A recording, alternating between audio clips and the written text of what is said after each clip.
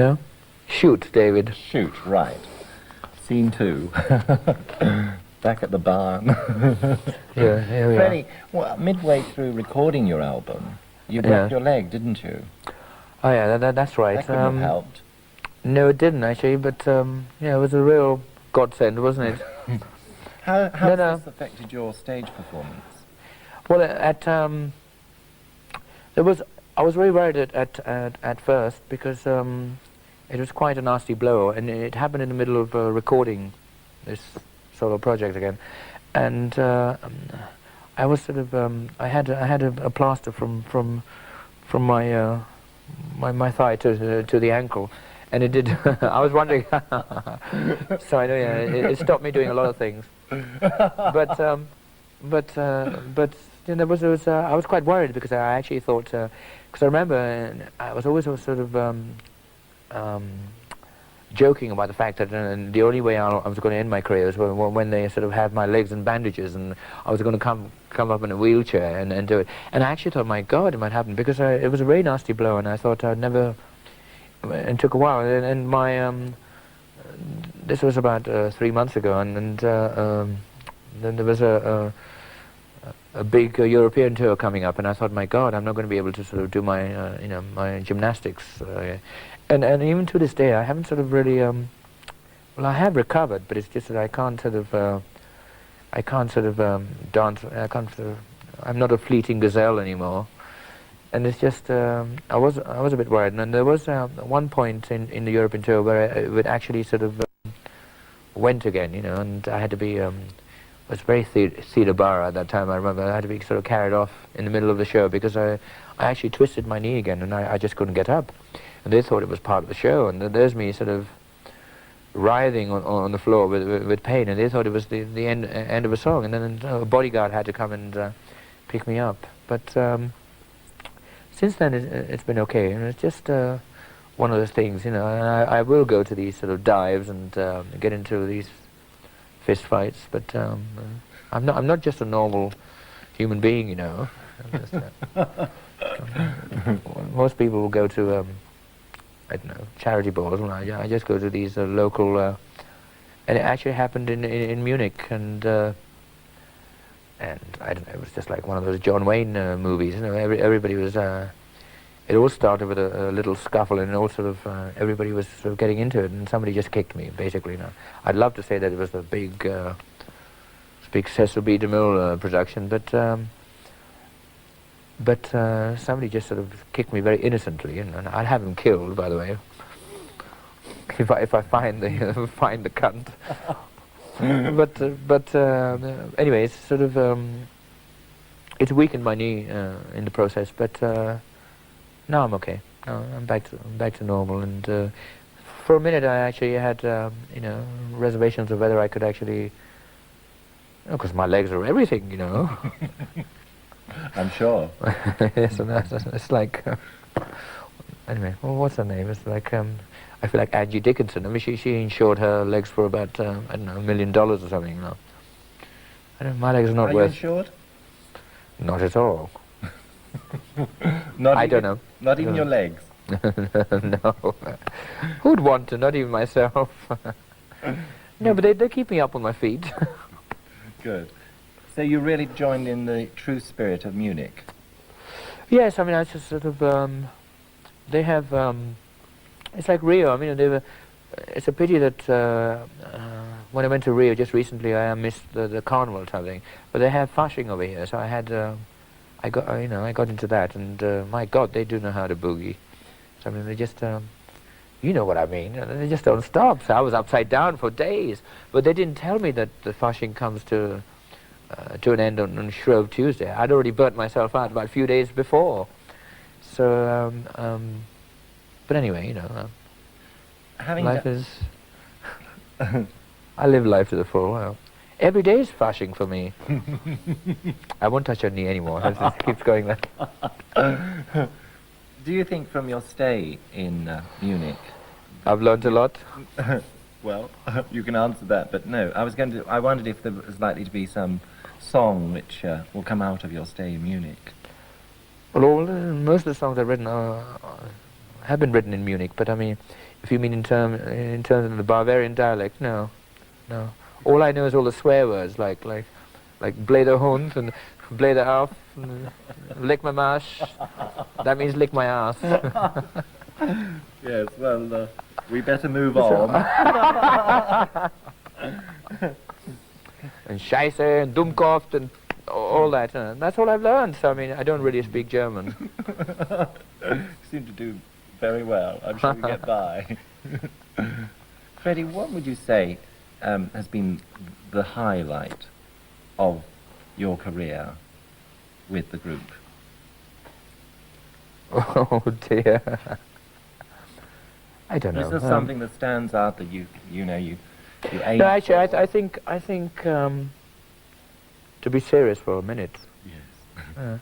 No, I think the actual what's actually been I've been quite sort of dumbfounded is that we've actually stayed together all these years. You know, I think if you think of it in terms of because we started in the true sort of heavy rock and roll sense, where the quartet was in terms of Led Zeppelin and all those, and in years past they've always broken up or whatever, and they had change of personnel and things like that. And when you think about it, I mean, we're the only sort of the four grand dames that have actually sort of stuck it together, and I think that to me is quite amazing. So I mean, we probably sort of hate each other anyway, but I mean, we've sort of stuck together intelligently to actually, because from the onset, we actually said that this was sort of, okay, it sounds very calculating, but I don't give a shit. But it's just that it was a musical career, but sort of it was coupled with a business sense and an intelligent approach, and so we've actually sort of gone through with it, and we've all had ego problems, like any other group, but we've never actually let it go that far where we actually said, okay, let's forget it, because I think we've all, the four of us, have actually said that this chemistry that's worked has really worked for us, and so why kill the goose that laid the golden egg? And that to me, I think, has been the thing that I don't know why we're together. I don't know why. And if you ask any of the other members, I don't know why we're together. And I think that makes it even better, because I mean, within, and the fact that I'm talking to you about my solo project, the first thing that anybody asks is it over? And that to me is even more. And I think that my solo project is going to bring Queen even more together, even after all these years. And I think it's quite unique. And so we're not scared of, and in fact, we sort of help each other in a way to actually sort of enhance our sort of, our sort of talent and energies towards certain projects that we're doing. And I know it's sort of loathsome for people to actually believe or think that, because they think immediately somebody's doing that. And that is the norm, but I mean, we're not the norm as a quartet, and that's why I think we keep on going, and in numerous solo projects, it's not going to stop us being together. So, Are you surprised? Long may she reign. Are you surprised after? Well, that's what I'm saying. Yeah, I am. I am 13 years surprised. that you're still at the top. That you've Well, survived? it's not so much at the top. That's the thing. Being at the top and being together is the combination of the surprise that you're talking about, and I can't believe that we've still got both. Yes. You don't sound so emphatic. What would you have done if it had all collapsed? I wouldn't be talking to you, dear. I don't know. I would have. What would you have done? I would have sort of gathered up my debris and started again. It's just talent will out. I can't think of anything else to do. So I mean, I would have just. It's a survival instinct that I have in me, and I think the whole group has. And through anything, we will just carry on until one of us drops dead or something. It's just we'll just replace. I mean, if I suddenly left, I mean, I think they have the sort of mechanism in them. They just replace me. Not easy to replace me, huh? Freddie, will you include these songs on tour? No. Why is that? No, we haven't talked about it, you see, but this is, it's just,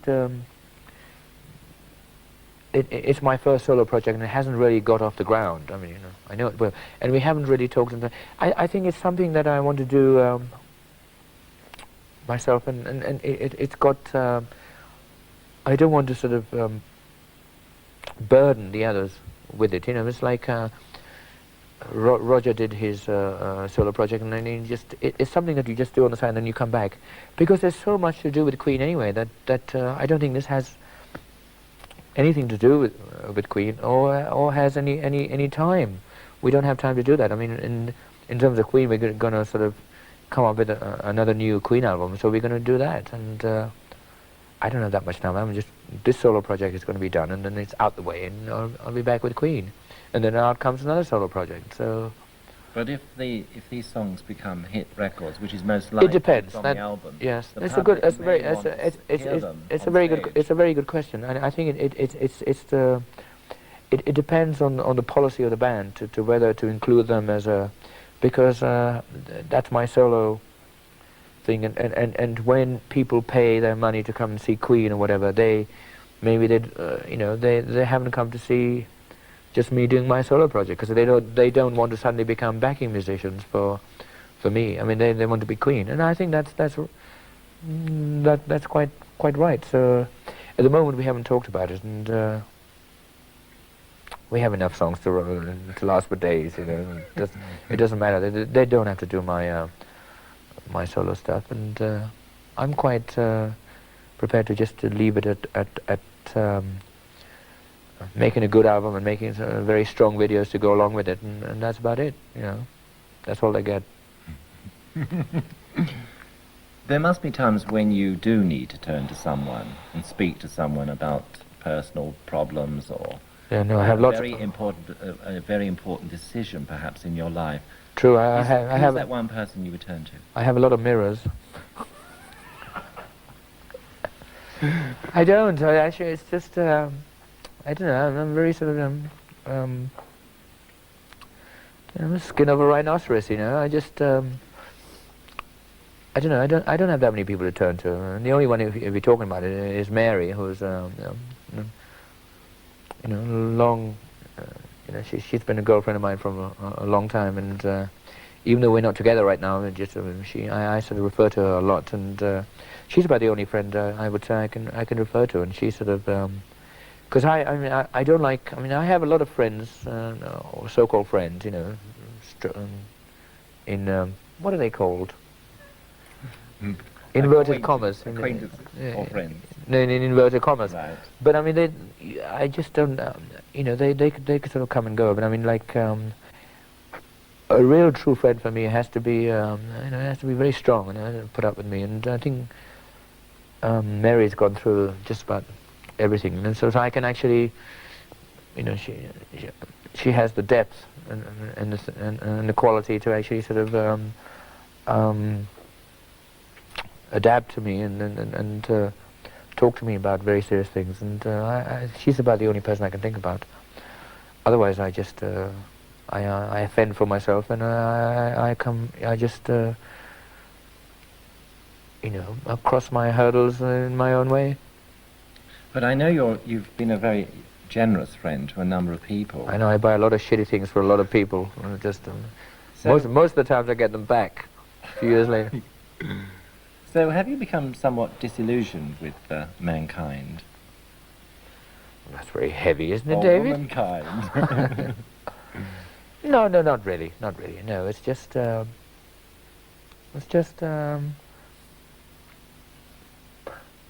She's made me speechless.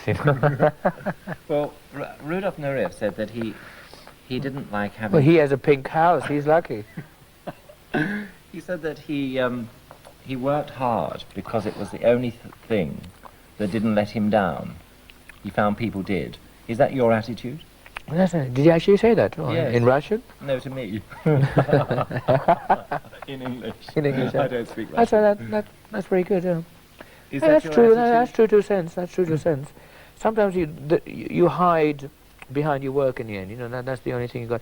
And in fact, that is very true. In the end, when people let you down, what happens is you basically you just want to go on stage, and there are all these people who are, you know, it's very gratifying to them. They all sort of want you, or they adulate, but you're still untouchable. But that to me is about as far as I can go. When I come back to, that's that's my fantasy, you know. And then I come back to reality, and I don't have anybody to actually sort of give me that. And yes, I mean, that's right. I mean, I can, when I have nothing else to do, I hide behind that. That's what keeps me going. So are you somewhat suspicious? Oh yeah, I told you, I'm very skeptical, very suspicious of, oh yes. You know, the higher I climb up that ladder, the fewer, the more, the bigger the barrier becomes around me. And I don't know why, but I mean, I'm quite willing to open up to a lot of people, because I mean, that's what people want. That's what an individual like me wants. But I mean, I find the more I open up, the more I get hurt. So I mean, you know, basically what happens is, you know, I'm just riddled with scars, and I just don't want any more. I don't want any more. So I mean, you do shut yourself off. It is an awful thing. It's an awful thing, but. So this is why it's difficult to get to know you, because you do make it difficult for people to get through to you, don't you? Yes, I don't want every Tom, Dick and Harry to come, you know, nor does anybody. I'm not saying, in terms of that, I mean, you talk, it doesn't mean it's just me. I think everybody has that kind of thing, you know. It doesn't matter what you're, a bricklayer or, you know, somebody who's, you know, in a sweet shop or a butcher. I mean, it's just, they all have that kind of thing, you know. It doesn't Do you mean think so? Yes, it doesn't mean that all these people like everybody. They all have their pros and cons. I mean, they hate people, and you all have. Okay, because I'm successful and I have a lot of money, you have a lot of, you know, greedy people that want. But that's something that I've learned, and is part of something that I've taken on, and I have to learn to deal with it. Being a world famous rock star, does this make it more difficult for you to actually keep a friendship going? Yes, because I think it's harder for other people to try and understand me as a normal person, because basically, in terms of, because you're talking about relationships, which is good. So basically, when it comes to a relationship, it doesn't matter who you are, if you're the Queen of England or, you know, or Mary Potts from Bognor. It doesn't. When it comes to love and a relationship, you're equal. But and then when it comes down to in terms of success and when you're a celebrity or whatever, it's hard to approach somebody and say, look, you are normal underneath it. You have to sort of, and so I think you are handicapped. Basically, so basically you have to sort of overcompensate in that way. And basically what happens then is that you're trying so hard to tell other people that, look, you're normal underneath in terms of love, whatever. It just so happens that I'm successful and I have a lot of money, and then and when that happens, you find yourself in a very, very sort of difficult and vulnerable position, because then what happens is they tread all over you, because